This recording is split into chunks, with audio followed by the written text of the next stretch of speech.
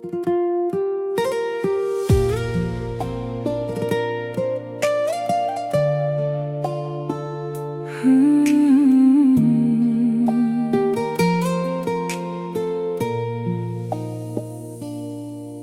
កន្លងអូនមើលថែបងបានល្អណាស់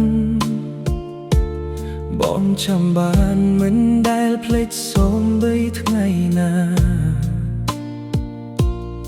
អូននិយាយថាបងជាមនុស្សតែមួយបងជឿអូនដោយចិត្តស្មោះពេញទ្រូងតែថ្ងៃនេះមើលទៅហាក់ប្លែកណាស់ស្នាមស្រឡាញ់คล้ายជាស្នាមឈឺចាប់